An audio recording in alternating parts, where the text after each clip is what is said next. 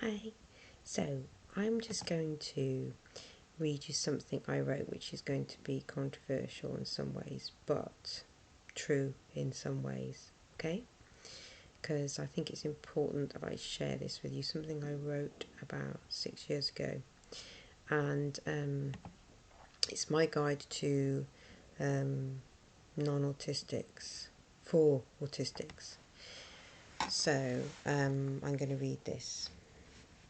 So just like autistics, non-autistics vary and don't have all traits, but they do generally have a cluster of same traits. I'm talking about non-autistics, not autistics now. This brief guide is to help you understand non-autistics' behaviour and see deeper into their meaning and realise a lot of what they do isn't personal, but to do with their survival. So number 1, they give direct eye contact and expect it back. They often don't understand why some can't do this, and it can make them suspicious. Number 2, talk small talk. For example, hi, how are you? Fine, thank you, how are you? Good, thank you. Awful weather today. Yes, isn't it? Raining cats and dogs.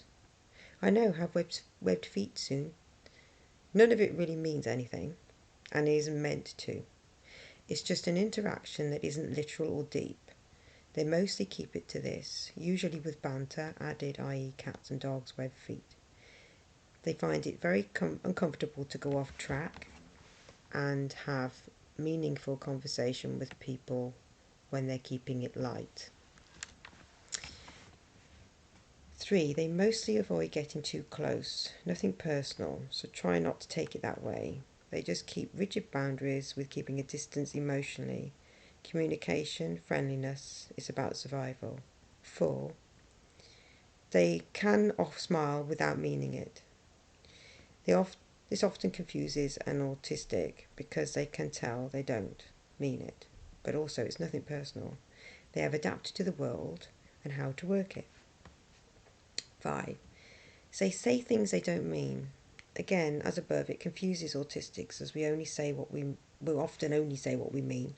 But once again, nothing personal. They have adapted to the world around them and what works.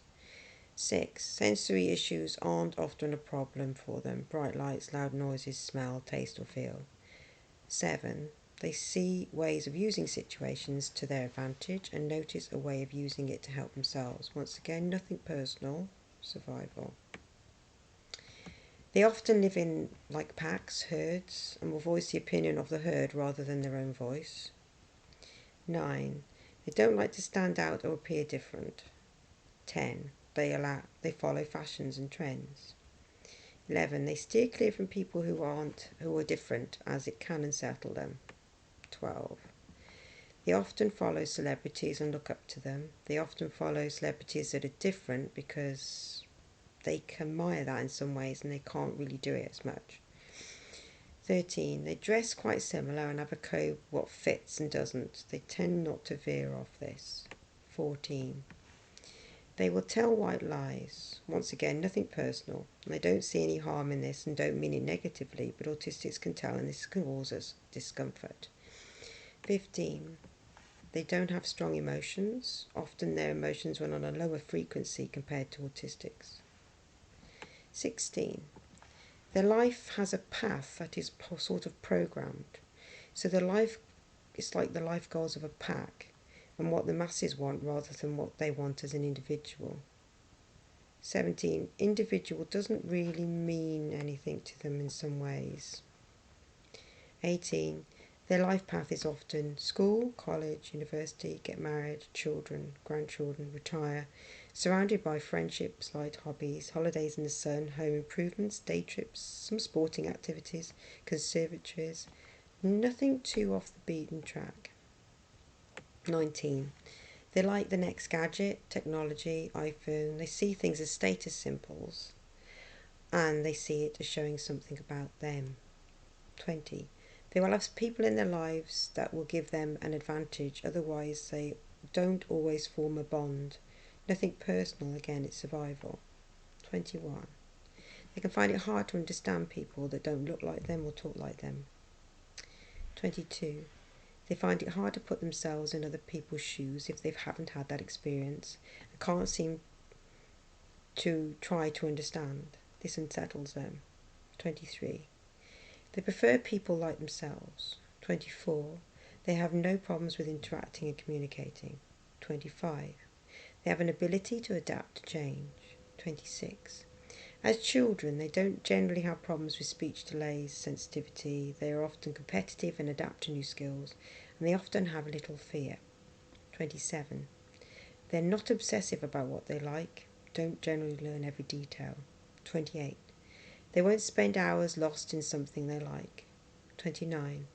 They find it hard to think outside the box.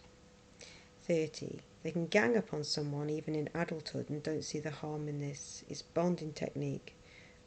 Autistics generally wouldn't do that. 31. They will use manipulation and mind games to get things in their favour. Once again, nothing personal but survival. 32. They keep their thoughts and feelings to themselves, only rarely confide how they really feel, and not to many. So this is just through observations, and is a brief guide, just to help us understand that what happens isn't personal, but all about survival and programming. For us autistics, we are often upset by some of these traits, and it's not about us. Just like us with meltdowns and our sensory issues and emotions aren't about them. None of it is personal, but a part of who we are. It'd be good if we could learn to understand each other, and or at least see things from each other's perspective and for what they really are. Then we can live in harmony, and the hurts we imagine aren't personal. It's all about listening and communicating.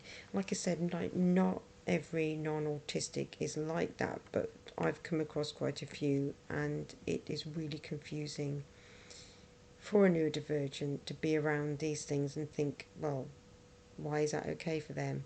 And what I thought and found was, I might, through my own observations, is it's about survival and also programming of how someone's grown up, and what was acceptable when they were growing up. And if people follow the masses, then quite a few, sorry, I didn't see that I wasn't on the video, I was reading. Quite a few, if it's with the masses, they go with the masses. But you quite often find that autistics and neurodivergent tend to make their own decision on those things and are quite strong about them. Like I said, no, not everyone's the same, but there seems to be a collective of what I noticed, and a lot of what I just mentioned, things I found really hurtful. But now I look at it as a way of survival and programming. I realise it's not really about me, it's about what a person's learned. So I just thought I'd read to you my brief guide on my observations. Maybe you've got some you could add.